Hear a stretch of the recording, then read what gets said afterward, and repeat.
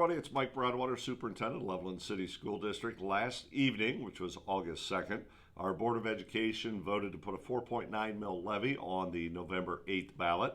So I think it's important that we get out as much information as we can, as quickly as we can.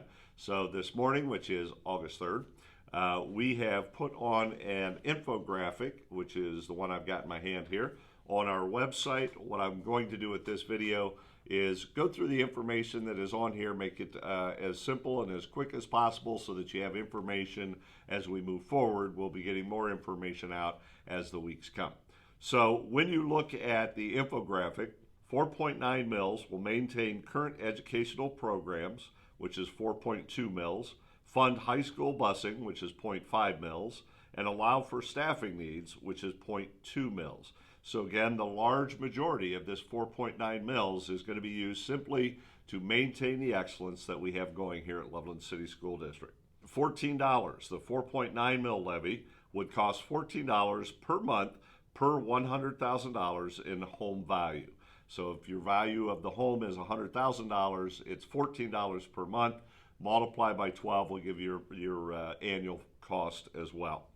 Third bubble, 8. It has been 8 years since Loveland City School District has passed a levy. So in 2014, a 5.6 mil levy was passed. That was the last levy that has been passed in Loveland. 12, Loveland City School District is operating on the lowest effective tax rate in 12 years. The next bubble, number 1, no district in Hamilton County has a better performance index while spending less money. We like to call that a pretty good bang for your buck, or return on investment. We are spending less expenditures per pupil, and yet our performance index is very, very high.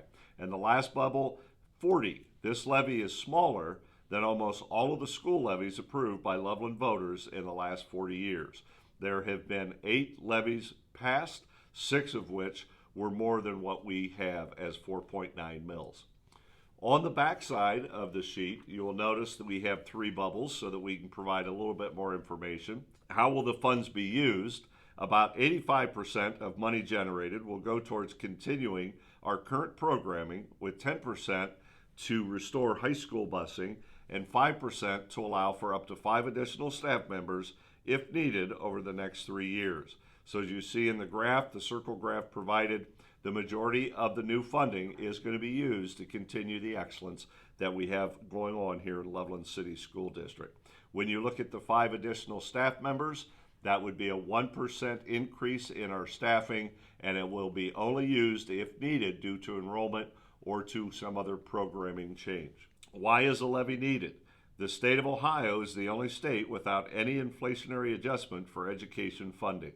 In order to maintain local control, we must either ask our community for additional funding or make substantial cuts. Before making cuts and eliminating programs, we feel it is important to give voters an opportunity to approve additional funding. So there were cuts 2 years ago. We would have to make more additional cuts if we do not have revenue the next November. How much will the levy cost me? If your home value is $100,000, the cost per month would be $14.29.